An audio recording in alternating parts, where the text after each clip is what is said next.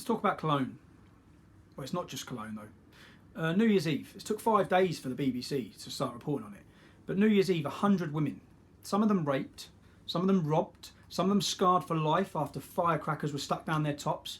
One girl had her knickers ripped off her as she walked through the city centre. So, by a group of 1,000 men.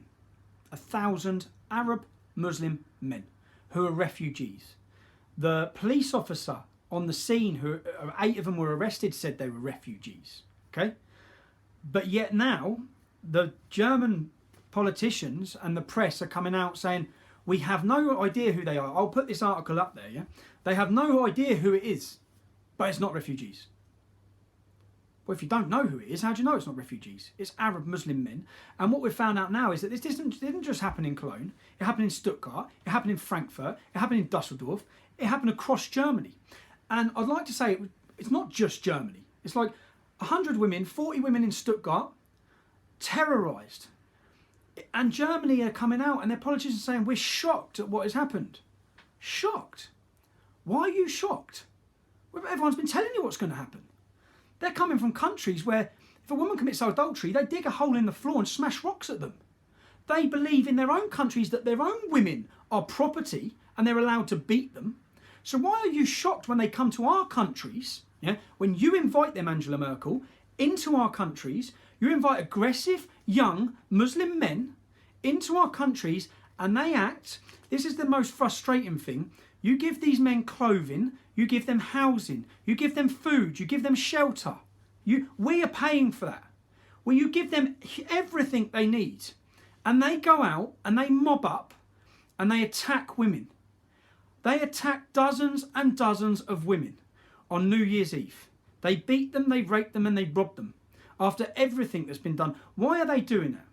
They're doing that because they're already taught that that women are second rate, but our women, non-Muslim women, are scum.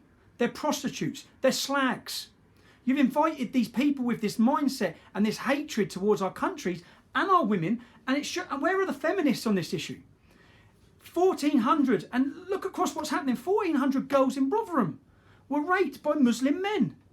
Across Europe, Sweden has the second highest rape rate in the world. Sweden, Malmo, blonde-haired women are dyeing their hair black because they're being dragged off the street and beaten and raped.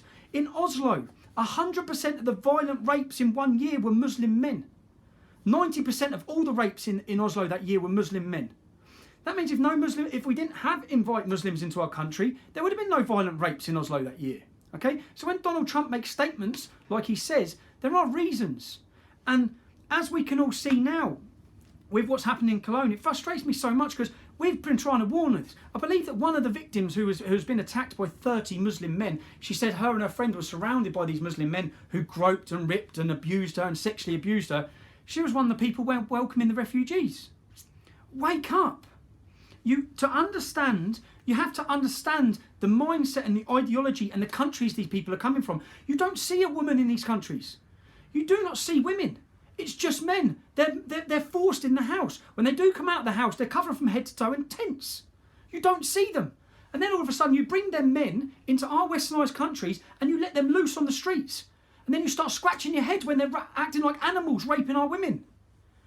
It's a high time that Europe wakes up. The main reason why we're trying to prevent, and if I sound angry, I'm passionate about this issue, we're trying to prevent this happening. This is coming to the UK. In fact, it's already come to the UK. One English girl has been raped already by 5 Syrian refugees.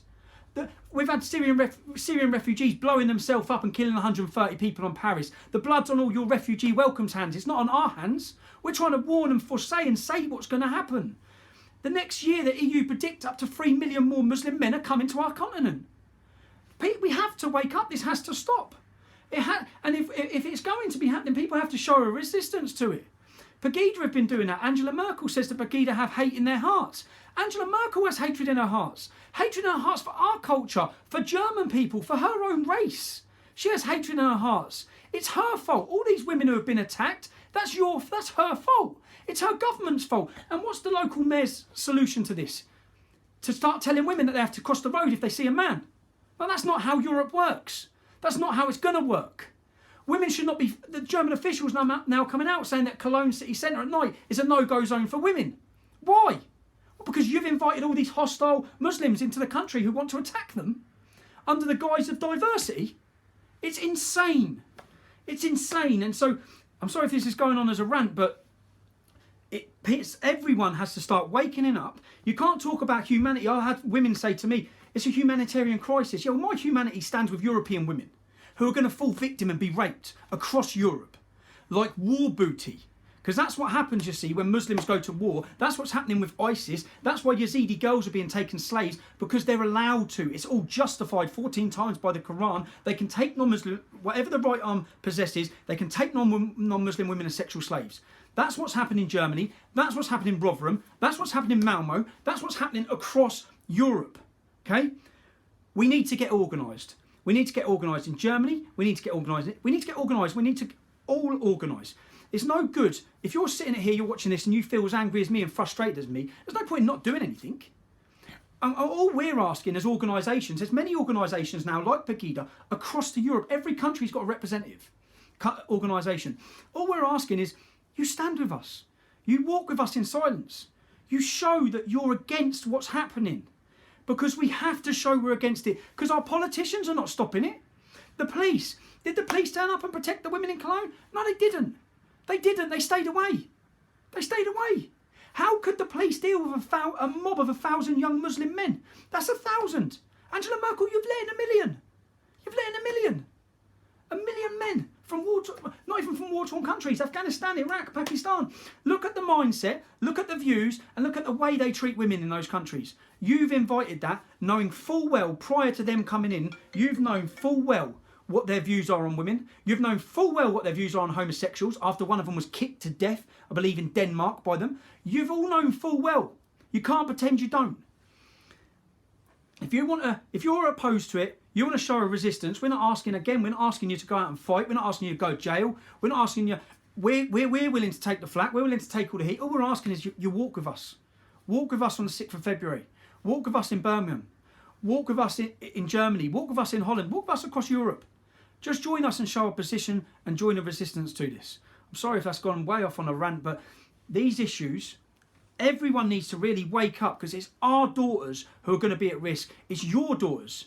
The next generation, your daughters. When they invite 1 million refugees into Syria and they give them passports, they can all come here.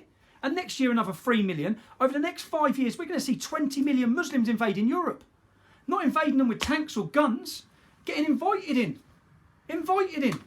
Whilst we've got homeless people on our own streets, homeless people, homeless British people, British armed forces, ex-members of our armed forces are starving, they're cold. A baby died in a car in England because they didn't have a home. You're inviting refugees in.